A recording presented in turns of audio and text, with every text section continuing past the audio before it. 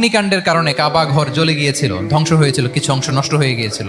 কাবাকে রিনোভেট করা হয়েছিল, ফলে কাবার একটা কর্নারে যে ব্ল্যাক স্টোন কর্নার, রুকনুল হাজারিল আসওয়াদ, হাজরে আসওয়াদ পাথরকে সরিয়ে রাখা হয়েছিল।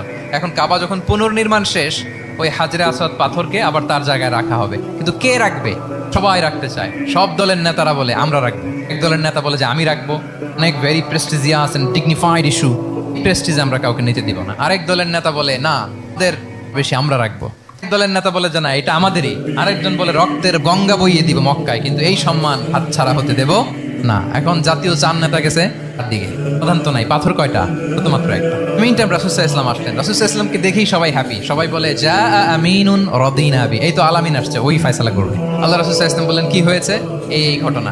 কেউ চার নেতা বলে পাথর নিয়ে তারা নিজেরা রাখবে, কাউকে দিবেন। রাসূল সাল্লাল্লাহু আলাইহি ওয়াসাল্লাম বললেন ঠিক আছে, চাদর নিয়ে আসো, তো নিয়ে আসা হলো। জাতীয় চার নেতা ওদের চার কর্নার ধরে দাঁড়ালো। রাসূল নিজ হাতে হাজরে আসওয়াদ তুলে ঘরের মাঝখানে রাখলেন। চার নেতাকে বলেন আসো তোমরা আমার সাথে। আগাতে লাগলো। ঘরের সামনে যখন আসলো, রাসূল সাল্লাল্লাহু নিজ হাতে, ওনার বরকতময় হাতে আবার হাজরে আসওয়াদ ধরে জায়গা মতো রেখে দিলেন। এখন কিন্তু চার নেতা কি বলছে? কাউরে ধরতে দিব না। কে? এখন চাদরের কোনা ধরেই happy. This is called conflict resolving a ব্যালেডি। নেতার এরকম কনফ্লিক্ট মাঝে যখন এই ধরনের বিরোধ তৈরি হয়, মেলা তৈরি হয়, মারির মতো পরিস্থিতি তৈরি হয়, সংঘাতের মতো একটা সিচুয়েশন হয়, তাই এটাকে রিজলভ করার ক্যাপাসিটি, এবিলিটি তার থাকতে হবে। আল্লাহ রাসূল সাল্লাল্লাহু আলাইহি ওয়াসাল্লামকে আল্লাহ তাআলা এটা দিয়েছিলেন। আল্লাহু আকবার।